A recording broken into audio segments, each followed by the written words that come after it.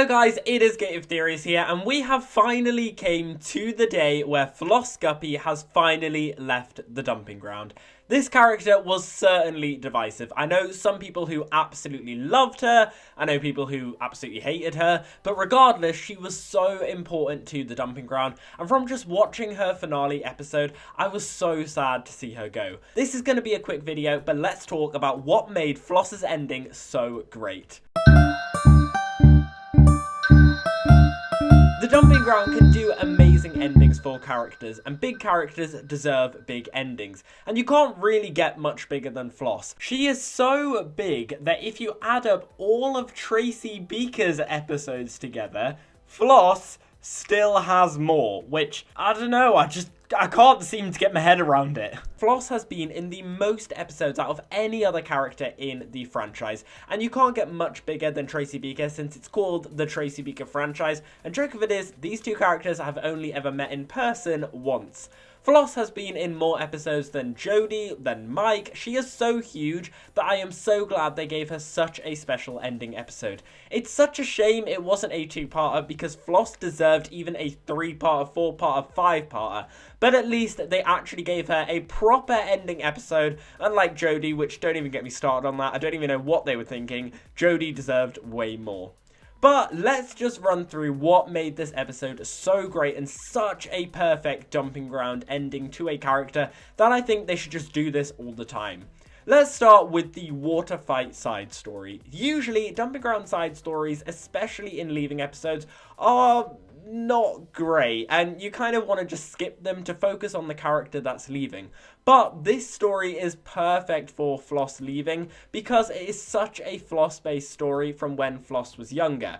The girl who stole bread to get birds to poo in the garden. The girl who got everyone to build a wrecked up trampoline. The girl who finds ways to get everything she wants. If Floss wasn't leaving, she'd be the one organising this water fight, and it just shows the growth of the character. Plus, it meant we got loads and loads of references to characters Floss has met along her time in the dumping ground. This line, who's Tracy Beaker? Which I think is just a staple now of when old characters leave who want to pass on the legend that at some point this name will be mentioned in the episode. Tracy Beaker.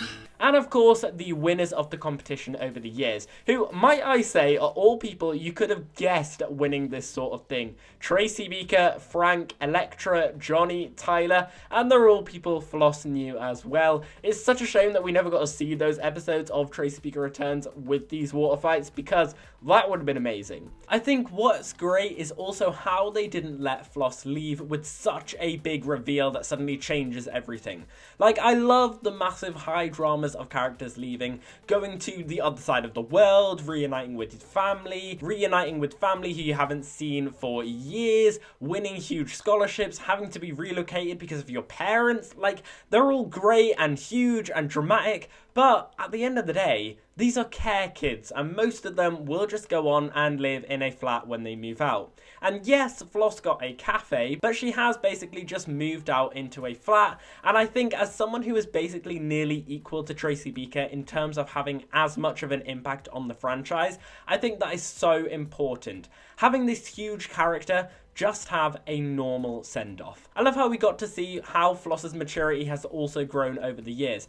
How now she doesn't cheat, and all of those flashbacks to Floss's first moment in Gus's room in Elm Tree House, which means there's no dumping ground kids who know that place anymore, which is really sad to think about. To Floss's big moment, like when she has to say goodbye to her best friend Harry, or the twins, or the first moment where she learned she liked baking with Kazima, which also is so funny when you look back at how that all started. Kazima's making Harry a cake.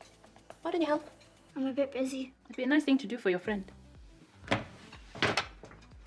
Abel should be the first to have a piece. To seeing Floss see Lily go, and when she first met Ross, they're just all amazing. And I think the best moment is the contrast we have to her final scene in the dumping ground, where it's just her and Jeff. Like, a character who's been with us since this generation of the franchise started in Tracy Beaker Returns, and who was there when Harry left, to then seeing a huge reunion of so many characters return: Lily, Mei Lee, Kazima, Alex, Jay, Bird, Ross, and most importantly, the twins. Like, this character deserved this reunion, and I'm so glad she got it. If only Mike had been there, if only Jodie had been there, and if only Harry had been there. But apart from that, like, I can't complain. It was absolutely amazing.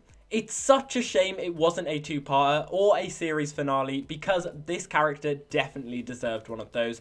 But it did just remind me all over again as to why The Dumping Ground is just so truly amazing. And without Floss Guppy, it will never be the same again.